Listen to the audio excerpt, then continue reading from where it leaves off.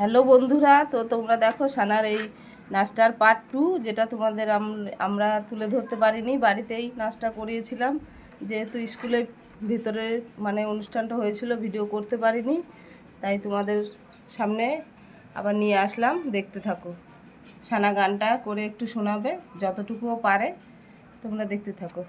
চলো চলো সহচরী,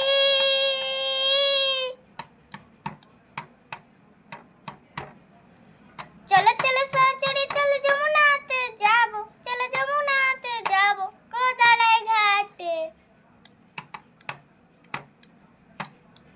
শ্যামের বাঁশুরি শুনিব গো দাঁড়াই ঘাটে,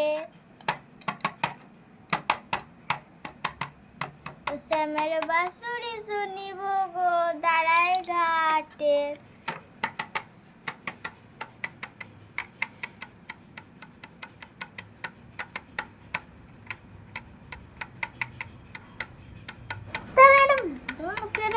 এতক্ষণ হয় নাই।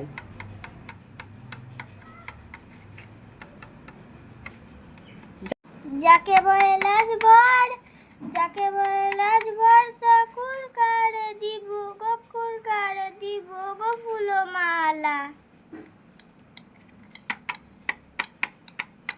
শ্যামের গলাতে পরাবো গো ফুলমালা, শ্যামের বাঁশুরি শুনিব গো।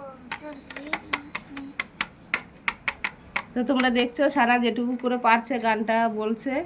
তো এতটা কষ্ট হয়েছিল যে ও বাড়িতে এসে নাচটা সেভাবে আর গা দুলাতে পারেনি, তাও যেটুকু পেরেছে করেছে। গরমে এত এত টাইম লাইনে দাঁড়িয়ে মানে অডিশনটা দিতে হয়েছে, তাও তোমাদের সামনে তুলে ধরবো বলে ওকে বাড়িতে বলেছিলাম যে একটু নাচটা একবার করে দে।